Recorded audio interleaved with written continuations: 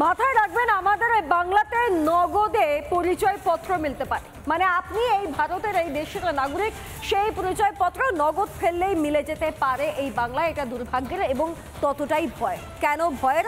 তার কারণ আমার আপনার আমাদের সবার কর্মক্ষেত্রে, আমাদের সবার পাতের ভাতে ভাগ বসাচ্ছে অনুপ্রবেশকারীরা, ভাগ বসাচ্ছে রোহিঙ্গারা। বিশ্বাস হচ্ছে না? কিভাবে বলবো আপনাদের? চলে যান কেষ্টপুর, চলে যান কেষ্টপুরের বাগজোড়া খাল, তার দুই ধার দেখুন। সল্টলেক চলে যান, সল্টলেকের বিভিন্ন খালি প্লটগুলো দেখুন, দেখুন তো সেগুলো ফাঁকা রয়েছে কিনা, দেখুন তো সেগুলো যদি ফাঁকা না থাকে তাহলে সেখানে কিভাবে বসতি গড়ে উঠছে, দেখুন তো তারা যারা সেখানে বসতি তৈরি করছে তারা আদতে কারা, তারা আদতে এদেশের নাগরিক কিনা, কিভাবে এক একটা অঞ্চল রোহিঙ্গা ক্যাম্পে পরিণত হচ্ছে সেটাও দেখা দরকার। দেখুন,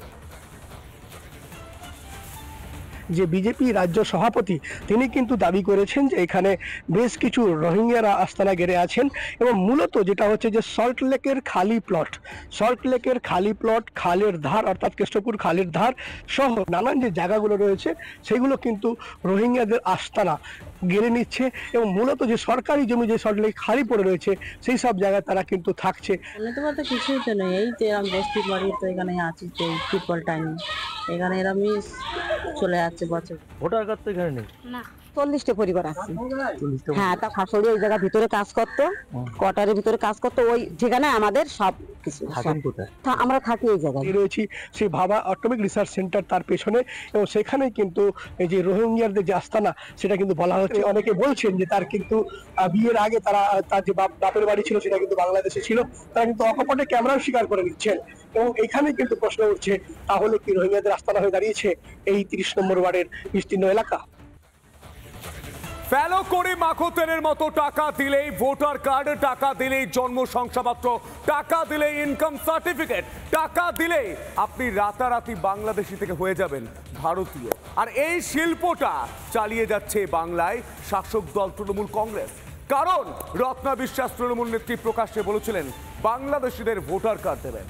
এই গোসাবার তৃণমূলের বিধায়ক তিনি পর্যন্ত বলেছিলেন মন্টুরাম পাখিরা যে যারা বাংলাদেশ থেকে আসছেন তাদের ভোটার কার্ড নাকি দিয়ে দিচ্ছে, আধার কার্ড দিয়ে দিচ্ছে আধিকারিকেরা। কিন্তু এই মন্টুরাম পাখিরাই ভোটার কার্ড টাকার বিনিময়ে দিয়েছে নিউটনকে, যে নিউটন বাংলাদেশে বসে ভিডিও বার্তায় বলে যে তৃণমূলকে টাকা দিলেই ভোটার কার্ড পাওয়া যায়। শুধু তাই নয়, গোটা গোসাবায় 17,000, 15,000, 16,000 টাকা দিলেই ভোটার কার্ড মিলে যায়। ছেড়ে দিন যেখানে দাঁড়িয়ে রয়েছে সেই নিউ টাউনে 5,000 টাকার বিনিময়ে ভোটার কার্ড দিয়েছে তৃণমূল। এমনটাই অভিযোগ।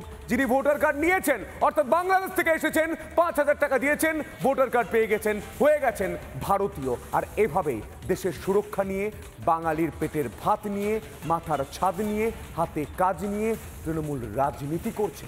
দেখুন, 30 বছর 40 বছর ধরে রয়েছে, তাহলে সেটা সিপিএম সেই সময় বসিয়ে গেছেন। তার দায়, প্রথম কথা সিপিএম এর দায় আমি নেব কেন? কেন্দ্রীয় সরকারের এটা দেখার দায়িত্ব। তাহলে কেন্দ্রীয় সরকার তখনও তো ছিল, তখন ভাবা এবং সাহার দুটোই কেন্দ্রীয় সরকারের একটা সংস্থা। তাহলে ভাবা এবং সাহার পেছনে যখন বসেছে, আজকে তারা লাফালাফি করছেন উঠিয়ে দেওয়ার জন্য, সবই হচ্ছে কেন্দ্রীয় সরকারের মদতে, আর সবকিছু দোষ হয়ে যাচ্ছে বাংলা সরকারের। ওরা কেউ ভোটার নয়, দু একজন হয়তো আধার কার্ড টার্ড করেছে, ওখানে কোনো ভোটার কার্ড নেই। প্রথম কথা, তৃণমূল কোনো ভোটের জন্য, তৃণমূলের ভোটের জন্য এই সমস্ত লোককে লাগে না। নানা ধরনের কন্টেন্ট দেখার জন্য লাইক করুন, শেয়ার করুন আমাদের ফেসবুক পেজ, সাবস্ক্রাইব করুন আমাদের ইউটিউব চ্যানেল। পাশাপাশি অন্যান্য ব্রেকিং নিউজের জন্য অবশ্যই চোখ রাখুন রিপাবলিক বাংলায়।